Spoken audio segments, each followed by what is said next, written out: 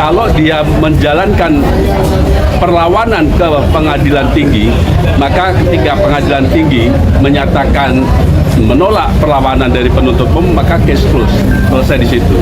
Tetapi kalau dia melakukan revisi seperti sekarang ini, itu harus kami koreksi.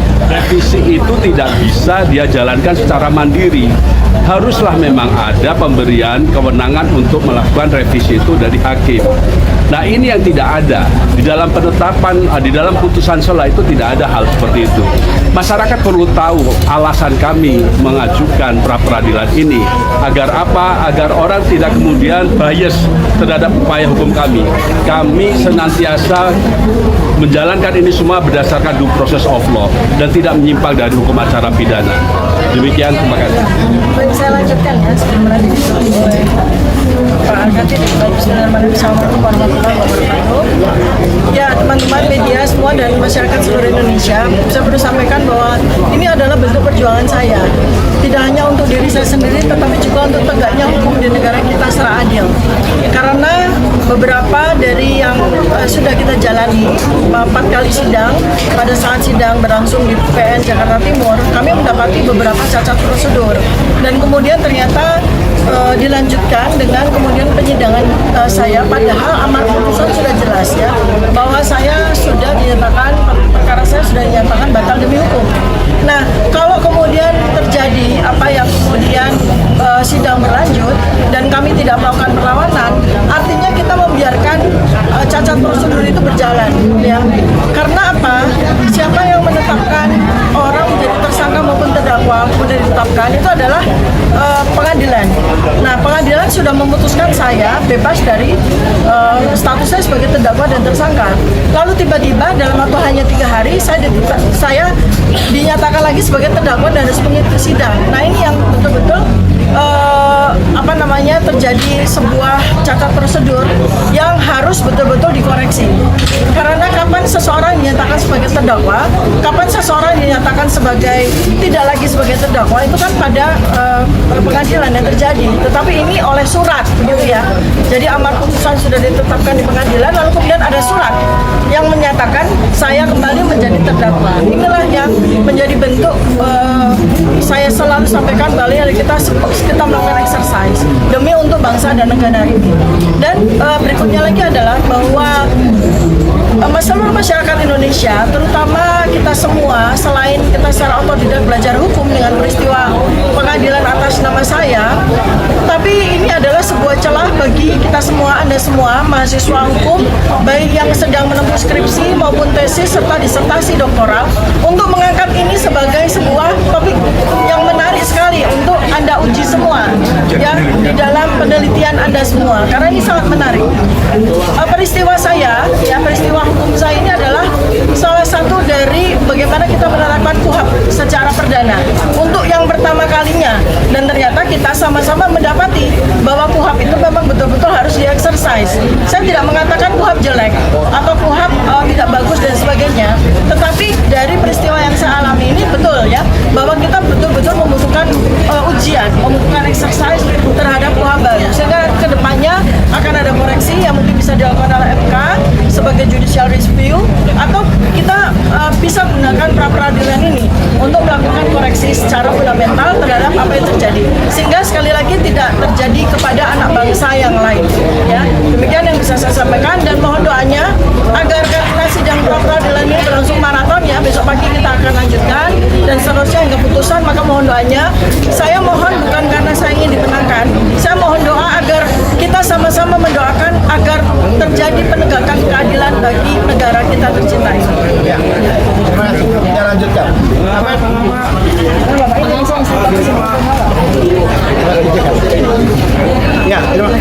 Terima kasih. Saya menegaskan apa yang dikatakan Dr. Tifa. Pra-peradilan ini bukan untuk kepentingan Dr. Tifa.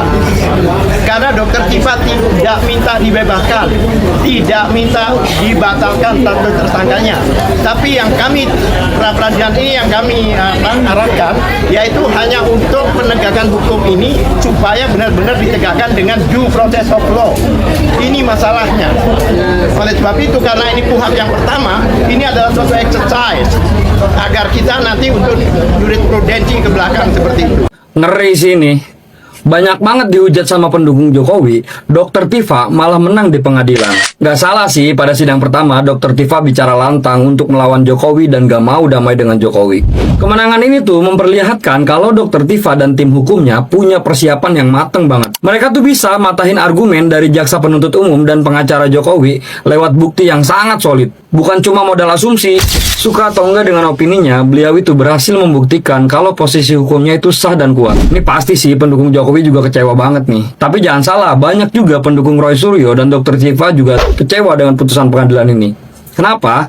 Karena dengan hasil sidang ini yang memutuskan bahwa tuntutan dari jaksa penuntut umum dan pengacara dari Jokowi itu cacat hukum, orang-orang yang menuduh ijazah Jokowi palsu masih akan terus menggaungkan tuduhan itu selama Jokowi tidak menunjukkan ijazah aslinya seperti yang dilakukan oleh Ketua MK Arsul Sani. Jadi buat para pendukung Roy Suryo, sabar-sabar ya. Soalnya dengan keputusan sidang ini berarti Jokowi itu nggak bakalan nunjukin ijazah aslinya. Dan selama itu juga bakal ada dua pihak yang terus terpecah belah antara pendukung Jokowi dan pendukung Roy Suryo. Ini mah nih bangsa Barat pasti senang banget nih lihat Indonesia terpecah belah kayak gini.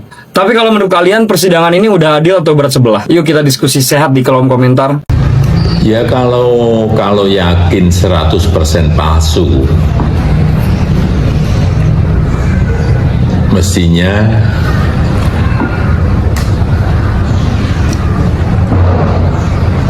masuk ke pokok perkara di persidangan itu diikuti, tidak malah pra-peradilan.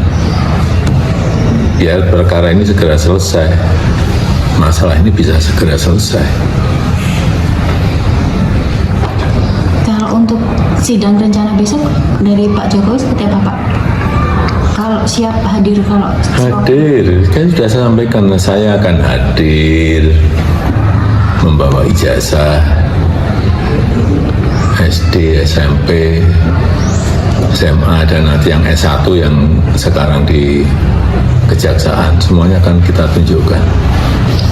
siap. Ini sudah masuk pokok perkara kok di persidangan, ya kita ikuti proses hukum yang ada. Bisa dibilang pra-peradilan kemarin mengulur waktu untuk persidangan ya Pak? Ya untuk apa? Kalau sudah yakin 100% palsu, ya bawa aja buktinya.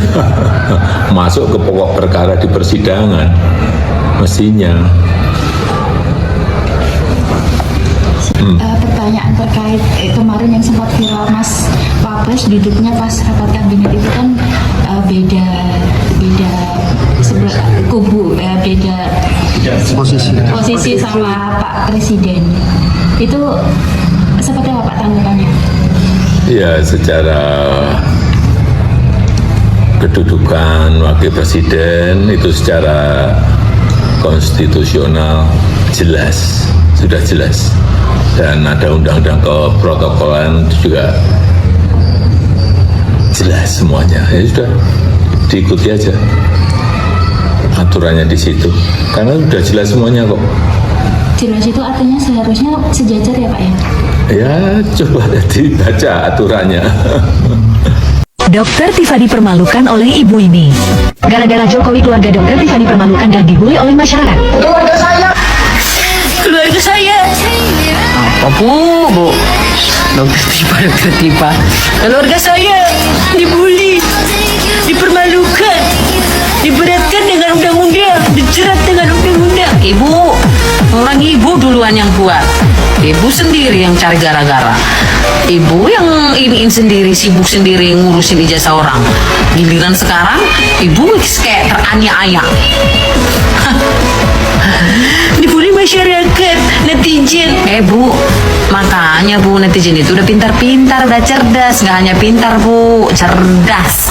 Ya bu, walaupun kami ini bu orang kampung dan tidak punya ijazah bu, ya, tapi kami sudah cerdas bu.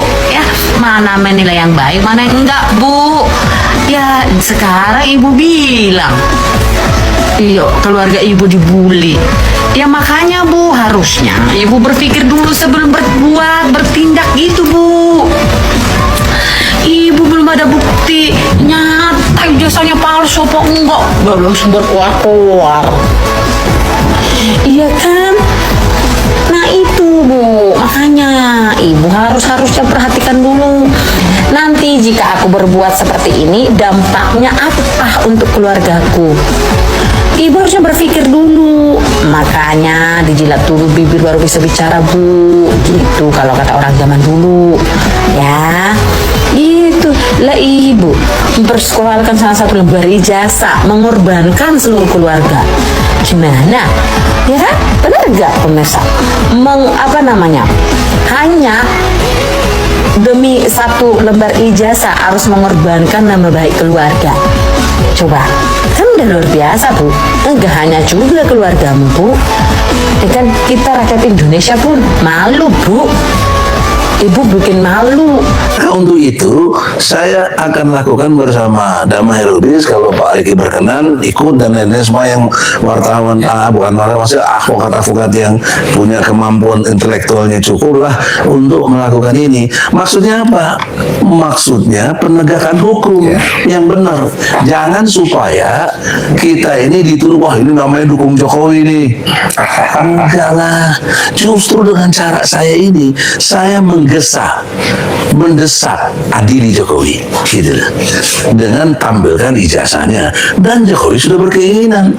Nah, jadi logika terbaliknya bagi kawan-kawan Roy dan Roynya sendiri yang tidak mau segera ke pengadilan utama, perlu dipertanyakan motif selama ini dibongkar-bongkar itu apa? Karena dia tidak punya alat bukti yang 99,99% diduga palsu. Alat buktinya apa? Pernyataan lembaga mana yang menyatakan itu? Hasil labkrim mana? Fakta, data, saksi. Nah, kalau ini nggak ada, itulah hoax namanya. Nah, kurang lebih itu sedang saya draft ya, bagi tugas dengan DHL supaya di dalam waktu dekat kita ke Pengadilan Negeri Jakarta Timur. Nggak bisa ditolak. Sekaligus ini namanya amicus curiae, ya kan? Ini kan sahabat pengadilan kita itu, untuk bisa menerangkan tentang ini. Amicus curiae kan pernah dilakukan waktu di MK segala macam. Sekarang ini perlu kita lakukan dalam perspektif penegakan hukum yang benar, tanpa keberpihakan pada siapapun. Itu garis bawahi. Justru dengan saya begini, sekali lagi saya ulangi, saya berkeinginan Bapak Jokowi yang terhormat diadili, sehingga jelas dia juga punya kenyamanan, nantinya punya kepastian hukum. Dan ingat, Pak Jokowi punya anak istri, dia bisa meninggal duluan. Bagi anak istri gimana nanti kalau dalam kondisi yang belum selesai begini, terstigma terus menjadi ijazahnya palsu gitu. Sebaliknya, Roy Suryo dan kawan-kawan juga harusnya berkeinginan yang sama dengan kita. Adili kasus ini. Anda harus adili diri sendiri seperti yang Allah bilang, jadilah kamu penegak keadilan. Itu perintah Allah tuh. Di samping Al-Maidah ada lagi surat An-Nisa 135. Mulai dikutip An-Nisa 135. Walaupun pada dirimu sendiri kamu harus tegakkan keadilan. Itu keren sekali, Bos. Itu yang disebut dengan menafikan nepotisme, menafikan segala bentuk nilai-nilai yang kurafat-kurafat nggak benar. Jadi tidak bermaksud apalagi ada kebencian. Allah juga ingatkan jangan ada kebencian kok. Saya kira itu sementara. Mungkin pandangan lain dari Pak Riki, silakan. Baik, terima kasih Bang Yegi. Assalamualaikum warahmatullahi wabarakatuh. Selamat sore dan salam sejahtera untuk kita semua. Ini bukan pakai nama ya? Ya relax itu. Jangan tegang. Ini baru dia ngobrol-ngobrol. Jadi tadi dua substansi itu yang mendalam sebenarnya kalau kita gabungkan. Yang disampaikan tadi itu tentang masalah kutipan dari Al-Maidah tadi. Kita gabungkan dengan Undang-Undang Kehakiman itu 48. Ada substansi inti yang bersamaan. Contoh dikatakan tadi, janganlah kebencian itu membuat kau jadi tidak adil. Yes, itu betul. Kan gitu. Nah, di Undang-Undang Kehakiman juga termaktub juga bahwa jadilah kau sebagai pengadil yang adil. Jangan ada keberpihakan. Itu kira-kira kalau saya kutip dari bawah. Nah, kita masuk kepada substansi. Jadi gini Pak Yedi. Kalau kita lihat posisi kasus, tapi saya luruskan dulu Bang Yedi, mohon maaf nih. Jadi bukan Pak Jokowi diadili, bukan. Datang ke persidangan pengadilan. Oh, ini yang benar ini. Jadi saya luruskan dulu. Jadi kalau Pak Jokowi diadili, dan seolah bahwa dia didudukkan sebagai terdakwa, tapi dia datang ke sidang pengadilan untuk Saya lewat Jokowi segera dihadirkan untuk menemukan kebenaran, kejujuran, keadilan. Udah itu aja. Jadi kita lanjutkan. Jadi kita masuk kepada substansi pokok tentang masalah Dr. Tifa ini. Memang saya sendiri juga ya, kalau melihat peristiwa hukum seperti ini, saya kecewa juga. Kecuali kalau kita nggak ngerti hukum Bang Haji. Yes. Kita kan paham hukum. Insya Allah. Nah, di dalam keputusan selah ini saya luruskan dulu. Dalam keputusan selah itu kan disebutkan bahwa dakwaan terhadap substansi itu ambigu. Itu yang saya bilang Dan juga perlu diperbaiki. Perlu diperbaiki. Bukan berarti status terdakwanya hilang kan salah. Makanya hakim menyatakan dikasih kesempatan 1 minggu untuk memperbaiki dakwaan, tapi tidak mengaburkan atau mengamputasi pokok masalah statusnya sebagai terdakwa. Nah, ini masuk pertama dulu. Yang kedua, kita masuk kepada pra peradilan Bang Yedi. Tadi Bang Yedi sudah jelaskan, itu sudah sangat gamblang. Di dalam KUHP yang mau lebih tegas dari KUHP lama itu Bang. Iya, nggak boleh malah. Nggak boleh mengajukan pra peradilan apabila sudah masuk di dalam fakta persidangan atau pokok perkara. Iya, pokok perkara masalah. Lu bagaimana? Berarti seolah-olah perjalanan persidangan itu berarti tidak sah. Mau di pra peradilan dan hukum mana dipakai? Ketentuan dalam KUHP yang mana itu? Yang ironisnya kenapa diterima? Walaupun ada ketentuannya bahwa setiap permohonan itu harus diterima apapun isinya. Tapi kok jadi didaftarkan? Nah, ini Mungkin masalah. Mungkin kita debat sedikit Pak ya. Logika mereka saya ikuti. Mereka mengajukan pra peradilan dengan asumsi bahwa yang pertama itu telah batal demi hukum. Jadi statusnya biasa lagi, gitu loh. Nah, sehingga mereka punya peluang ajukan pra peradilan. Bagaimana pendapat kalau demikian? Abang mengatakan seperti itu sah-sah saja menurut mereka. Tapi pada saat sudah pendaftaran di sidang pengadilan, kan ada panitera, kan ada di situ apa dewan, kan ada di situ. Segera akan memberikan informasi bahwa ini sudah masuk ke dalam fakta persidangan, tidak boleh lagi masuk dalam substansi pra peradilan. Jadi jangan diterima lagi, berikan informasi itu. Kalau menerima sama dengan mengatakan bahwa pra peradilan mereka itu bisa nanti masuk di dalam fakta persidangan di pra peradilan. Nah, ini kan jadi membuat jadi bukan ambigu lagi, jadi kabur, absurd ini. Itu kayak sama objek. Kalau katakan seperti itu. Jadi Atau dengan kata lain bisa nggak gini Pak Egy, bahwa dengan peluang pasal 75 ayat 4 di mana jaksa boleh mengajukan dakwaan ulang, bukan berarti status terdakwanya hilang dari awal lagi. Enggak, tetap dia terdakwa dalam perspektif untuk penyempurnaannya boleh dilakukan, berarti di posisi tetap terdakwa. Betul. Gitu ya. Betul. Yang benar gitu ya. Jadi kesimpulannya tetap berjalan fakta persidangan dan tidak boleh ditunda. Jadi saya juga bingung juga. Pada saat ditunda sidangnya, masuk pra peradilan. Kan question mark. Seolah-olah memberi peluang atau dikondisikan lu segala lakukan pra peradilan, aku tunda sidang, bisa begitu. Nah, ini behind ya, di belakangnya ini siapa yang ajar itu? Kenapa sampai berjalan? Saya kurang